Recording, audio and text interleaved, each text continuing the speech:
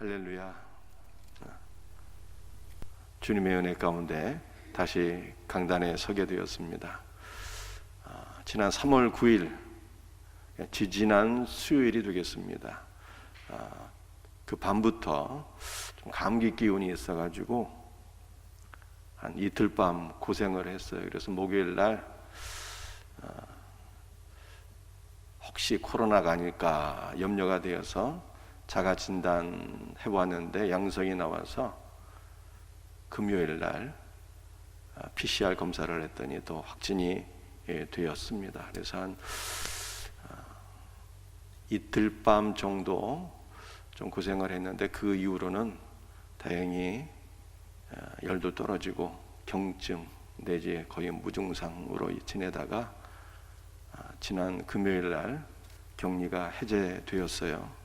그래서 2번 자가진단 테스트를 해서 그 음성이 되어서 이게 강단에 서게 되었습니다. 비교적 경증으로 지나갔어요. 맨 처음에는 인후통이 전혀 없어서 지금까지 코로나가 아닌 줄 알았습니다. 혹시나 하는 마음으로 검사를 했는데 이게 확진이 되었죠. 그러나 비교적 이제 가볍게 지나갔다고 생각이 듭니다. 우리 교회 성도들을 제가 보게 되면 어떤 분들은 이렇게 경증으로 또는 무증상으로 지나가는 분들도 있고요.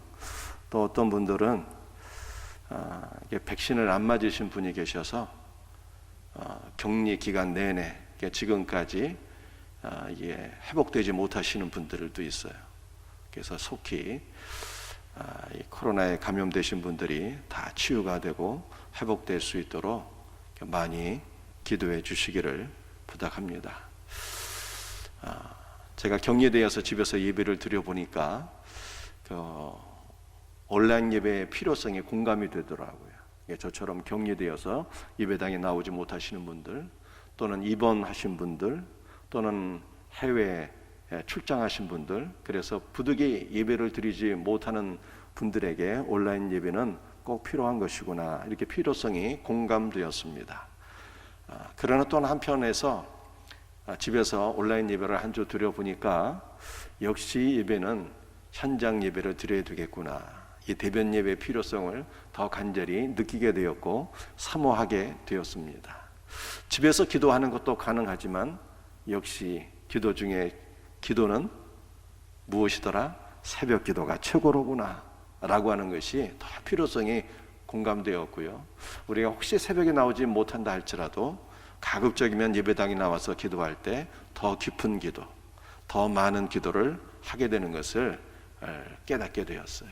여러분들이 할 수 있는 한 우리 대면 예배 드리시고 또 새벽을 깨워서 기도하시고, 정새벽에 못 나오신 분이라 할지라도 가급적이면 예배당에 나오셔서 기도할 수 있는 은혜가 있기를 주님의 이름으로 부탁합니다. 농부는 농사를 짓기 위하여 이른 비와 늦은 비의 은혜가 필요합니다. 그러나 비를 오게 하는 것은 농부의 능력 밖의 일이기 때문에 농부는 비가 오기까지 인내함으로 기다려야 됩니다. 마찬가지로 고난당하는 성도들은 인내가 필요한 것이죠. 인내는 모든 고난당하는 자들에게 주시는 주님의 명령인 것입니다. 우리 예수님도 십자가상에서 인내하셨어요.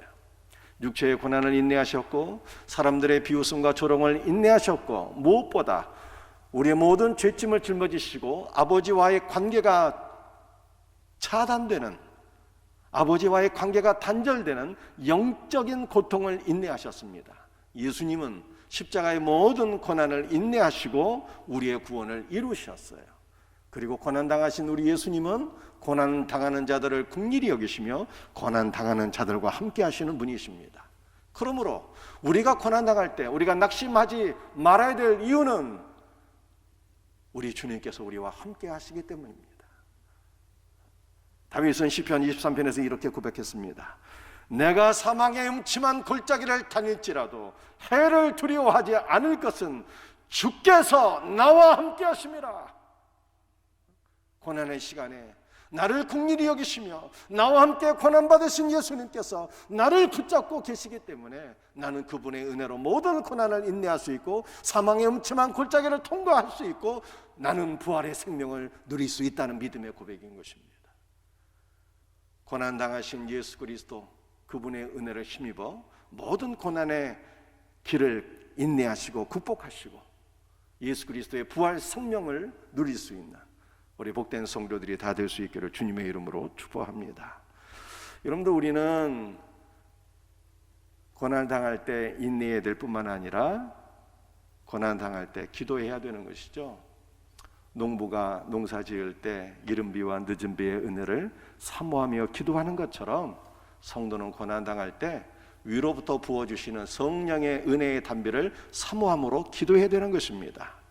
고난당하는 성도들에게 주님의 은혜의 담비가 내리게 될 때 예수 그리스도의 십자가의 죽으심의 고난과 부활 생명을 경험하게 되며 그리스도의 알곡으로 우리가 추수되기 때문입니다.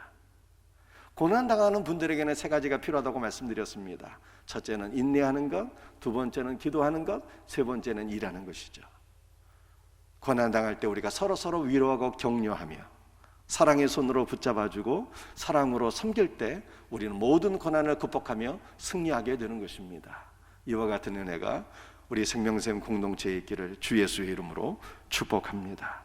오늘은 본문 말씀을 통해서 네 가지를 간단하게 살펴보면서 함께 은혜를 나누고자 합니다. 첫 번째는 육체의 질병을 위해서 기도하라는 것입니다. 야고보서 5장 14절 말씀 다시 한번 같이 읽도록 합니다. 너희 중에 병든 자가 있느냐? 그는 교회의 장로들을 청할 것이요 그들은 주의 이름으로 기름을 바르며 그를 위하여 기도할지니라. 아멘. 야고보는 육체의 질병이 있는 자들은 장로들을 집으로 초청해서 기도하라고 말씀하고 있습니다. 장로들은 병든 자를 위해서 기도할 때 병든 자의 몸에 기름을 바르며 병 낫기를 위해서 기도하라고 말씀한 것입니다. 여러분도 우리가 몸이 아프면 어떻게 해야 되는 것입니까? 병원에 가서 의사의 진단을 받고 약을 먹어야지 몸이 낫지 않겠습니까? 그런데 오늘 야고보서 5장 말씀을 보게 되면 주의 종 야고보는 우리가 병에 걸렸을 때 교회 장로들을 초청해서 기도를 받으라고 말씀하고 있어요. 장로들은 병든 자의 몸에 기름을 바르며 병이 낫도록 기도하라고 말씀한 것입니다. 아니, 왜 몸이 아플 때 몸에 기름을 바르며 기도하라고 말씀한 것일까요? 어떤 분들은 이 말씀을 해석할 때 고대 시대에는 의약품이 희귀했고 기름이나 포도주 같은 것이 의약품의 대체용품으로 활용되었기 때문에 이 말씀을 현대적으로 해석하게 되면 기름을 바르고 기도하라는 것은 한편으로는 약도 먹고 또 한편으로는 기도하라고 하는 말씀이다, 이렇게 해석하시는 분들이 있습니다. 물론 이러한 해석도 얼마든지 가능한 해석이겠습니다. 그러나 본문에서 말하는 이 몸에 기름을 바른다는 것은 약을 먹으라는 뜻이 전혀 아닌 것입니다. 우리 누가복음 10장 말씀을 보게 되면 병든 자에게 기름을 바르는 행위를 말씀하고 있죠. 어떠한 뜻이겠습니까? 누가복음 10장 33절에서 35절 말씀을 함께 같이 읽도록 하겠습니다. 어떤 사마리아 사람은 여행하는 중 거기 이르러 그를 보고 불쌍히 여겨 가까이 가서 기름과 포도주를 그 상처에 붓고 싸매고 자기 짐승에 태워 주막으로 데리고 가서 돌보아 주니라. 그 이튿날 그가 주막 주인에게 데나리온 둘을 내어주며 이르되 이 사람을 돌보아 주라. 비용이 더 들면 내가 돌아올 때에 갚으리라 하였으니. 우리가 잘 알고 있는 사마리아인의 비유입니다. 어떤 사마리아 사람이라고 했습니다. 사마리아 사람은 예수 그리스도를 가리키는 것입니다. 어떤 사마리아 사람은 여행하는 중에 있었습니다. 예수님께서 여행하셨다는 것은 그분이 성육신하셔서 이 땅에 오셨다는 거예요. 예수 그리스도의 성육신을 가리키는 것입니다. 예수님께서 성육신하셔서 이 땅에 오심으로 그를 보았어요. 누구를 보았다고요? 강도를 만나서 거반 죽게 된 자를 보시고 그를 불쌍히 여기셨습니다. 그를 보았다는 것은 강도 만난 자를 보았다는 것입니다. 강도 만난 자는 이 세상에서 사단에 의해서 멸망을 당한 자를 가리키는 것입니다. 우리가 이전에 사탄에 의해서 멸망을 당해서 영원히 죽을 수밖에 없는 운명에 처해 있는데 예수님께서 우리를 보시고 불쌍히 여기셨다는 뜻입니다. 강도 만난 자를 보고 불쌍히 여겨 가까이 가서 예수님께서 무슨 일을 하셨습니까? 기름과 포도주를 부어주셨어요. 여러분들 성경에서 예수께서 포도주를 부어주셨다는 것은 그의 피를 부어주셨다는 것입니다. 기름을 부어주셨다는 것은 그 자신의 모든 것을 다 쏟아 부어주셨다는 의미인 것입니다. 우리 예수님께서 십자가에서 피 흘려 돌아가실 때 옆구리에 창을 찔림을 받으시고 모든 물과 피를 우리를 위해서 쏟아 부으셨잖아요. 예수님께서 당신의 모든 생명을 우리에게 아낌없이 다 쏟아 부어 주셨습니다. 바로 이것을 의미하는 거예요. 자기 짐승의 태원은, 자기 짐승은요 그리스도의 종들을 의미하는 것입니다. 우리를 통해서 그 강도 만난 자를 어디로 인도했다고요? 주막으로, 교회로 인도했다는 거예요. 그러므로 오늘날 우리 성도들은 그리스도의 종이 되어서 이 세상의 강도 만난 자, 사탄에 의해서 멸망당한 자를 다 어디로 인도해야 되는 것입니까? 주막, 즉 교회로 인도해야 되는 것입니다. 예수님께서는 주막 주인에게, 즉 교회의 영적인 지도자들에게 데나리온 둘을 맡겨주셨어요. 데나리온 둘이라고 하는 것은 신약과 구약의 말씀을 가리키는 것입니다. 신구약 말씀을 맡겨주시고 내가 돌아올 때까지, 내가 돌아올 때는 어느 때를 가리키는 것입니까? 예수 그리스도의 재림을 가리키는 것이죠. 내가 다시 올 때까지 그를 돌봐주라, 이렇게 말씀한 것입니다. 오늘 누가복음 10장 사마리아인의 비유에서 볼 수 있듯이 주의 이름으로 기름을 바르는 것은 그리스도의 기름 부으심을 상징하는 것이며 병든 자를 위하여, 이것을 위하여 기도하라는 뜻입니다. 즉 병든 자에게 그리스도가 부어지도록 기도하라고 하는 말씀인 것입니다. 제가 여러분에게 질문하겠습니다. 병든 자에게 왜 그리스도가 부어지도록 기도해야 되는 것입니까?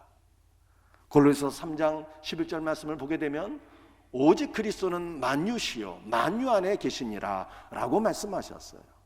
만유라고 하는 것은 그리스도는 모든 것 되신다는 뜻입니다. 그리스도는 우리의 모든 것이에요.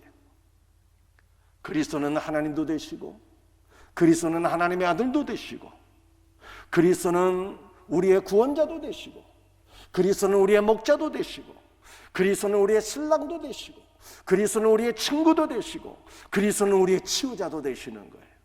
그러므로 그리스도께서 병든 자 안에 임하시게 될 때 그는 그리스도의 모든 것을 다 경험하게 되는 거예요. 그리스도께서 하나님 되심도 경험하고, 그리스도께서 구원자가 되심도 경험하고, 그리스도께서 목자가 되심도 경험하고, 그리스도께서 우리의 치료자가 되신 것을 경험하는 것이죠. 그러므로 우리는 병든 자에게 그리스도가 부어지도록, 치유자가 되시는 그리스도가 부어지도록 기도해야 되는 것입니다. 왜 병든 자에게 그리스도가 부어져야 되는 것일까요? 우리가 이 이유를 갈라디아 2장 20절에서 다시 한번 확인할 수가 있습니다. 내가 그리스도와 함께 십자가에 못 박혔나니 그런즉 이제는 내가 사는 것이 아니요 오직 내 안에 그리스도께서 사시는 것이라. 사랑하는 성도들이여, 네 가지 종류의 삶이 있습니다.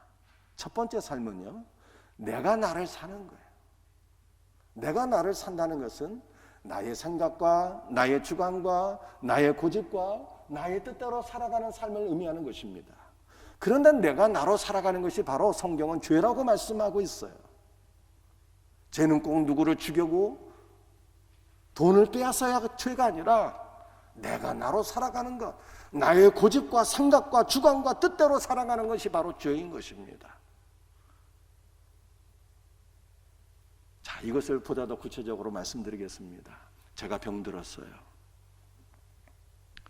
그런데 제가 병들었을 때 그리스도가 없이 다시 고침을 받게 되었습니다. 여러분들, 이것은 복일까요? 아니면 저주일까요? 다시 질문합니다. 여러분들이 병들었어요. 그런데 병들었다가 다시 고침을 받았습니다. 그렇다면 이것은 복일까요? 아니면 저주일까요? 결단코 복이 아닌 것입니다. 그리스도 없이 고침받는 것은 복이 아니에요. 왜냐하면 그리스도 없이 고침을 받은 것은 내가 여전히 나로 살아가는 삶이 되기 때문입니다. 그리스도 없이 고침을 받게 되면은 나는 여전히 그리스도 없이 나의 생각과 나의 주관과 나의 고집대로 살아가는 거예요. 여전히 죄 가운데 살아가기 때문에 이것은 결단코 복이 아닌 것입니다. 두 번째 종류의 삶이 있습니다. 내가 그리스도로 살아가는 거예요. 내가 그리스도 없는데, 내 안에 그리스도가 아니 계신데 그리스도로 살아가는 삶이 있어요. 여러분들, 이것은 원천적으로 불가능한 삶이에요. 우리 집에 박옥화 권사님이 계신데요, 이분이 참으로 대단한 분이십니다. 연세가 91세신데 가장 건강하세요. 우리 집에서. 이번에 제가 확진이 되어서 김미경 사모도 확진이 되었고 큰아들 창규도 확진이 되었는데요, 우리 어머니는 연세가 91세인데 코로나에 전혀 영향을 받지 않았어요. 제일 건강하세요. 이전에 백신도 1차, 2차, 3차까지 맞으셨는데 백신 맞으실 때도 후유증이 전혀 없어요. 오히려 더 건강해진 것 같다고 이렇게 말씀하셨어요. 지금도 91세신데 이분이 식사도 우리 집에서 제일로 잘 드시고요, 더군다나 식사하실 때마다 그렇게 음식을 맛있게 드세요. 맛있게. 얼마나 건강한 분인지 몰라요. 하루 24시간 기도와 말씀으로 나아가시는 분이 박옥화 권사님, 정말 대단합니다.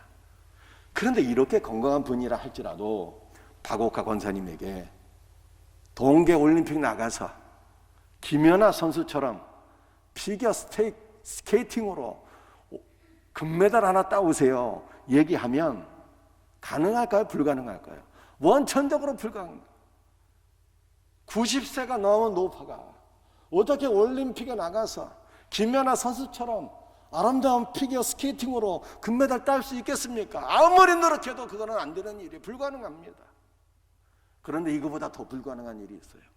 그것은 죄 가운데 태어나서 죄 가운데 살아가고 죄 가운데 죽는 인간이 그리스도 없이 그리스도처럼 살아가겠다고 하는 것이 가장 큰 교만이요, 가장 불가능한 일이다 하는 것입니다. 그런데 이 어려운 일을 하겠다고 나선 사람들이 있었으니 그 사람들이 바로 바리새인들이에요. 예수님 없이 예수님처럼 살아보겠다는 거예요. 얼마나 교만한 일입니까? 살아가는 척 외식하게 되었어요. 그러므로 너희 외식하는 자들아 하면서 주님께 큰 책망을 받았던 것입니다. 여러분들, 세 번째 종류의 삶이 있어요. 세 번째 종류의 삶은 그리스도께서 그리스도로 살아가시는 삶입니다. 오늘 갈라디아 2장 20절 말씀을 보게 되면 나는 그리스도와 함께 십자가 못 박혔고 내 안에는 누가 살아계십니까? 내 안에는 그리스도께서 살아계셔요. 내 안에 살아계신 그리스도께서 그리스도의 삶을 내 안에서 살아가신다는 거예요. 여러분들, 우리 그리스도는 어떤 분이십니까? 우리의 구원자잖아요. 내 안에 살아계신 그리스도께서 내 안에서 구원의 역사를 이루신다는 거예요. 그분이 나의 모든 죄를 사해 주시고 내 안에서 지금도 말씀을 들을 때, 내가 기도할 때 주 예수께서 보혈의 공로로서 나의 모든 죄를 사하시고 그분이 나에게 하늘의 생명을 부어주시고 그분이 내 안에서 치유의 역사를 이루시고 내 안에 살아계신 그리스도께서 그리스도의 사역을 지금 내 안에서 이루신다는 것입니다. 그러므로 우리는 이 놀라운 은혜를 사모하며 기도해야 되는 거예요. 그리스도께서 내 안에 부어지시고 내 안에 살아계신 그리스도께서 내 안에서 그리스도의 사역을 이루시도록 이 놀라운 은혜를 사모하며 기도할 수 있는, 그리고 경험할 수 있는 우리 성도들이 되시기를 주 예수의 이름으로 축복합니다. 네 번째 종류의 삶이 있습니다. 네 번째 종류의 삶은 가장 깊은 영적인 단계예요.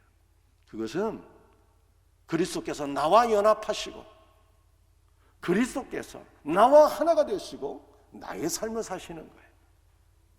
여러분들, 이것을 우리가 어떻게 이해하면 좋을까요? 제가 오늘 아침 식사를 하다가 갑자기 우리 아버지 생각이 나는 거예요. 그래서 김미경 사모에게 우리 아버지 얘기를 잠깐 했어요. 우리 아버지는 어떻게 그렇게 가족들을 돌보지 않고 노름으로 재산을 탕진하고 그렇게 잘못된 삶을 살았을까? 갑자기 아버지 생각이 나더라고요. 왜 그랬을까요? 우리 아버지 안에 그리스도께서 아니 계시니까 그러는 거예요. 예수님이 없는 아빠는요, 어떻게 되는 것입니까? 잘못된 인생을 살 수밖에 없는 거예요. 가족들에게 상처를 줄 수밖에 없는 것입니다. 그런데 오늘 우리가 그리스도를 믿고 그리스도와 연합되어서 그리스도와 하나 된 삶을 살고 있잖아요. 이제는 제가 아빠인데 제가 가족들에게 예수 그리스도와 연합된 아빠가 되는 거예요. 즉 예수 아빠가 되는 것입니다. 예수 아빠가 되어서 가족을 돌볼 때 어떠한 역사가 일어나겠습니까?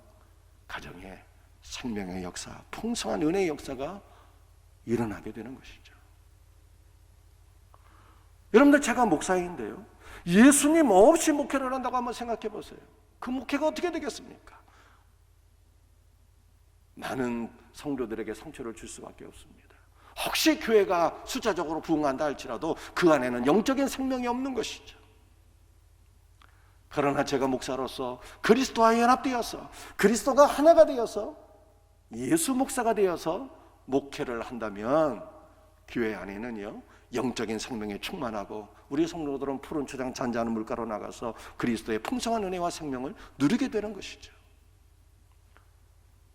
우리 성도들이 그리스도와 연합되어 그리스도와 하나가 되어서 살아간다면 예수 아빠가 되는 것이고 예수 엄마가 되는 것이고 예수 교사가 되는 것이고 예수 셀리더가 되는 것이고 예수 집사가 되는 것이고 예수 직장인으로 살아가게 되는 것입니다. 예수 그리스도와 하나가 되어서 연합되어 살게 될 때 우리의 삶에는 놀라운 역사가 일어나서 성경에서 말씀하고 있는 세상의 빛이가 되는 것이고 세상의 소금이 되는 것입니다. 그리스도와 우리가 연합되어서 그리스도께서 내 안에서 나의 삶을 살아가시는 이 놀라운 은혜를 우리가 맛보고 체험하고 누려야 되는 것이죠. 살아가는 성도들이요.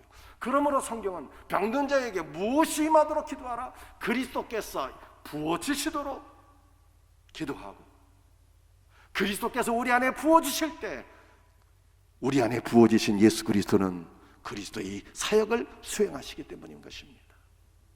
이 놀라운 은혜를 사모하며 기도할 수 있는 우리 성도들이 되시기를 주님의 이름으로 축복합니다. 자, 두 번째는요, 믿음으로 기도하는 거예요. 첫 번째는 병든 자를 위해서 기도하라. 두 번째는 믿음으로 기도하라. 야고보서 5장 15절 말씀입니다. 믿음의 기도는 병든 자를 구원하리니 주께서 그를 일으키시리라. 혹시 죄를 범하였을지라도 사하심을 받으리라. 믿음의 기도는 병든 자를 일으킨다고 말씀하셨습니다. 믿음으로 기도하라고 말씀하고 있어요. 여러분들, 우리는 어떤 믿음으로 기도해야 되는 것입니까? 존 웨슬레는 4가지 종류의 믿음을 얘기를 했는데요, 첫 번째는 이방인의 믿음이에요. 그런데 이방인의 믿음으로는 구원받을 수 없다고 했어요. 이방인의 믿음은 어떤 믿음일까요? 그것은 하나님을 믿는 믿음입니다. 이슬람도 하나님을 믿습니다. 유대교도 하나님을 믿어요. 그런데 하나님을 믿는 믿음으로는 구원받을 수 없다는 거예요. 두 번째 종류의 믿음은 귀신의 믿음입니다. 마가복음 5장 말씀을 보게 되면 예수님께서 거라사 지방으로 가셨는데 거라사 지방의 무덤 사이에 거처하는 사람이 있었으니 그 사람은 군대 귀신이 들린 자였습니다. 군대 귀신이 예수 그리스도를 바라보고 이렇게 고백했습니다. 지극히 높으신 하나님의 아들이요. 귀신은 예수께서 지극히 높으신 하나님의 아들인 것을 믿었지만 이 귀신적인 믿음으로는 구원받을 수 없다는 거예요. 귀신은 예수께서 누구신지는 알고 있지만 그를 믿지 않습니다. 영접하지 않습니다. 사랑하지 않습니다. 높이지 않습니다. 찬송하지 않죠. 오히려 예수 그리스도를 대적하잖아요. 예수 그리스도가 누구인지는 알고 있지만 예수 그리스도를 대적하는 것이 귀신의 믿음이에요. 이 귀신의 믿음으로는 구원받을 수 없다는 거예요. 세 번째는 제자의 믿음입니다. 제자들의 믿음은 놀라웠습니다. 병든 자를 치료했습니다. 귀신을 쫓아냈습니다. 능력을 행사했습니다. 그러나 제자의 믿음도 구원받을 수 없는 믿음이에요. 왜냐하면 제자들은 예수 그리스도의 십자가의 길을 거부했어요. 예수님으로 높아지기만을 원했습니다. 주께서 영광을 받으실 때 우리를 주의 우편에 주의 좌편에 앉게 없어서 영광만을 탐했던 제자들의 믿음으로는 구원받을 수 없는 것입니다. 여러분들 제자들의 믿음은요, 십자가를 거부했잖아요. 예수 그리스도의 죽으심과 부활을 통한 구원의 역사를 믿지 않는 것은요, 참된 믿음이 아니라고 성경이 말씀하고 있는 것입니다. 네 번째는 어떠한 종류의 믿음이 있을까요? 예수 그리스도를 믿는 믿음이죠. 예수의 죽음이 나의 죽음이요, 예수의 부활이 나의 부활이요, 예수 그리스도는 나의 구원자요 나의 주님, 나의 여호와 하나님으로 믿는다고 하는 이 믿음의 고백으로 우리는 구원을 받게 되고, 이 믿음으로 기도할 때 기도의 응답을 받게 되는 것입니다.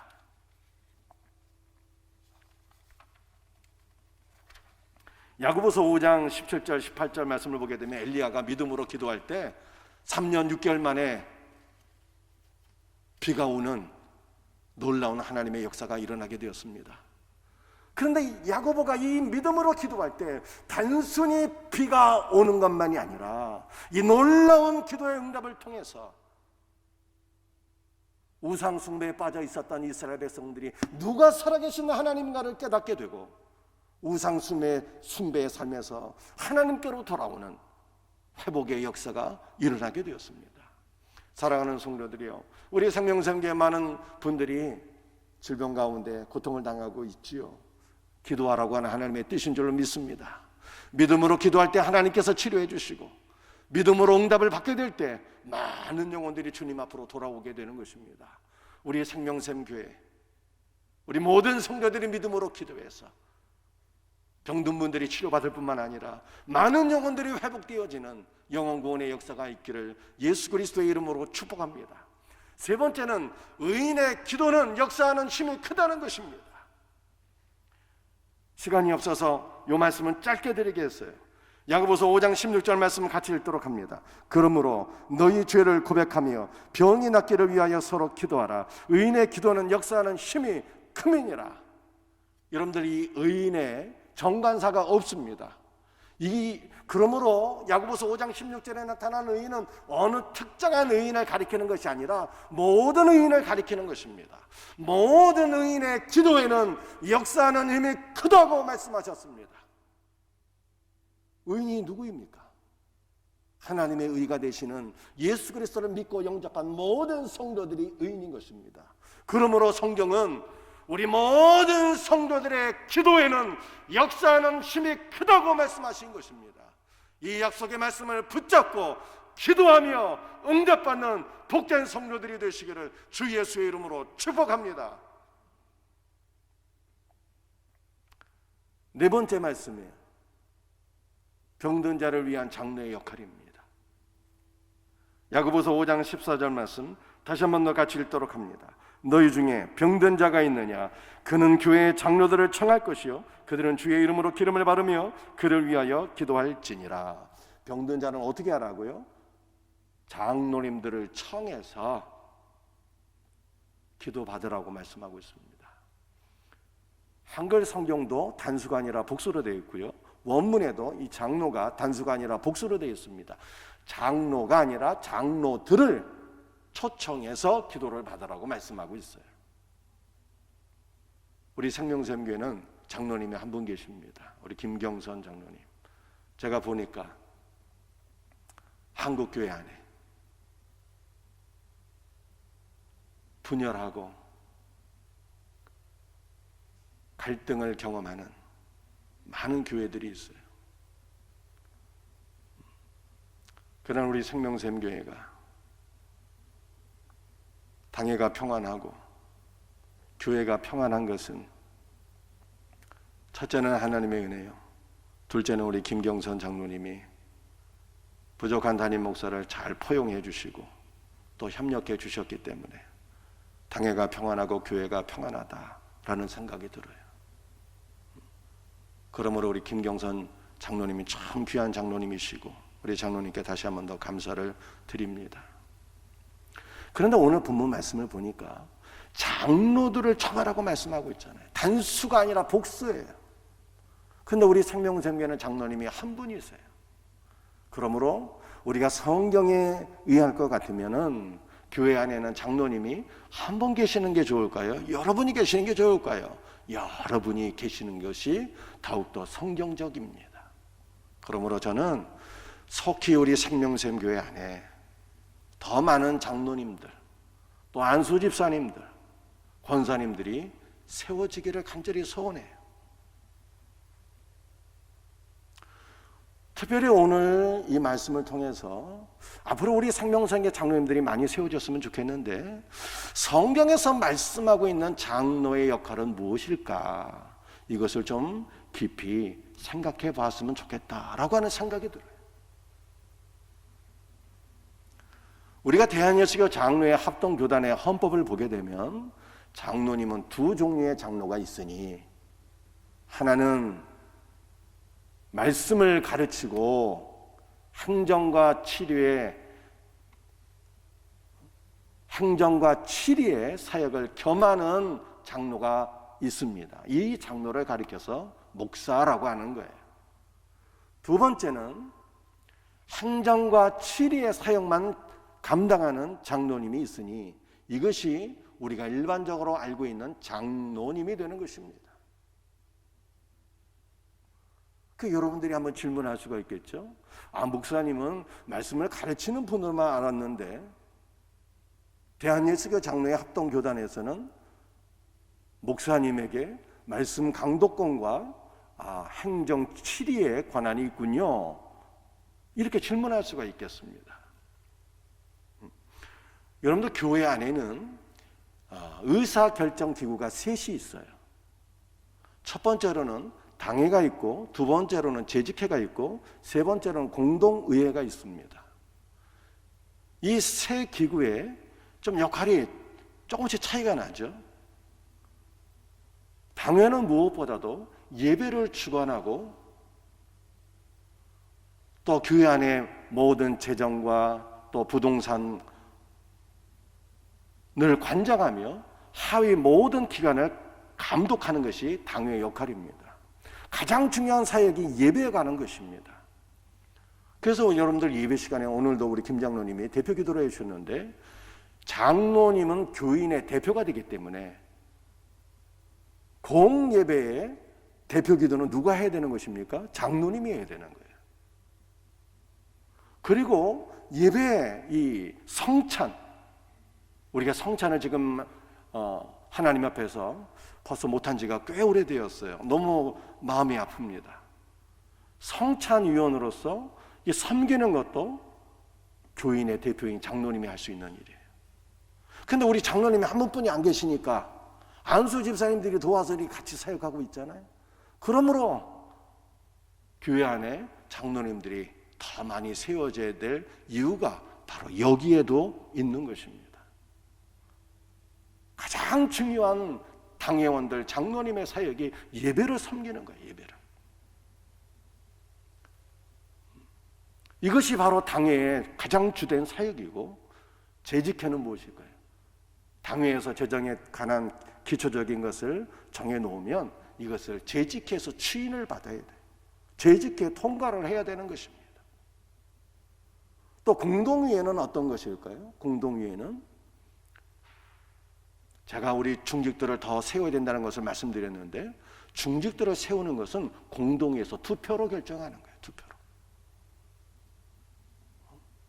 또 교회의 아주 중요한 일들, 예컨대 부동산에 관한 것, 교회를 건축한다, 예배당을 건축한다는 것은 공동위에서 다 이렇게 모든 성도들이 마음을 모아서 결정해야지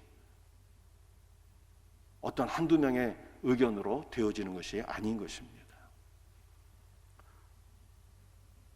그런데 우리 합동교단에 우리가 법을 보게 되면, 헌법을 보게 되면 담임 목사는 이 세 결정 기구의 당회와 재직회와 공동의회의 장이 되는 거예요. 장이 되어서 각 회의를 소집하고 안건을 상정시키며 또 회원들의 가부를 물어서 이 안건을 통과시키는 것이 담임 목사의 바로 행정권인 것입니다. 이것은 담임 목사가 회의를 주관하지 아니한 모든 회의는요 법적 효력이 없다는 뜻입니다. 굉장히 중요한 것이죠. 그런데 제가 오늘 본문에서 담임 목사의 무슨 항정권을 말하고자 하는 것이 아니라 담임 목사에게 두 가지 사역이 있듯이, 말씀을 강해하는 것과 행정적인 이 두 가지 사역이 있듯이 장로님도 역시 두 가지 사역이 있다는 것입니다. 우리 교단 헌법에서는 장로님은 행정과 치리에 관한 것을 말씀하고 있지만 성경에서는요 행정과 치리를 비롯해서 장로님에게도 영적인 이 목자로서의 사역이 있다는 것을 말씀하고 있어요. 바로 이것을 우리가 기억해야 된다는 것입니다. 사도행전 말씀을 보게 되면 교회 안의 구제와 행정적인 사역을 위하여 7명의 집사님을 선출을 했는데,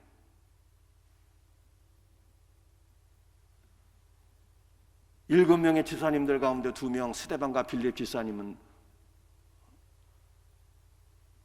오직 말씀과 기도에 헌신하는 복음을 위한 말씀의 사역자가 된 것을 성경이 말씀하고 있습니다. 오늘 야고보서 5장도 지금 무엇을 말씀하고 있습니까? 장로님들이 단순히 행정적인 것이 아니라 목자가 되어서 병든 자를 위해서 기름을 바르며 그를 위하여 기도할지라 라고 말씀하고 있다는 것입니다. 그러므로 우리 생명샘교회 앞으로 우리 세워지게 될 많은 중직들, 장로님들, 안수집사님들, 권사님들, 어떤 분들이 세워져야 될까요? 아버지의 마음을 갖고, 어머니의 마음을 갖고, 목자의 마음을 갖고 연약한 성도들을 사랑하며 보살필 수 있는 이 선한 목자들이 세워져야 된다는 것입니다. 주일학교 교사로서, 셀 리더로서, 교회 목자로서 영혼들을 보살필 수 있는 많은 중직들이 세워졌어. 주님의 은혜 가운데 우리 생명샘교가 더욱더 건강하게 든든하게 세워지는 은혜가 있기를 예수 그리스도의 이름으로 축복합니다. 말씀을 마치도록 하겠습니다. 오늘 본문 말씀을 통해서 우리 4가지 말씀을 살펴보았어요.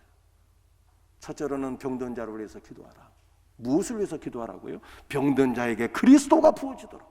그리스도 없이 고침받으면 내가 나로 사는 것이라. 이건 결코 복이 아닌 거예요.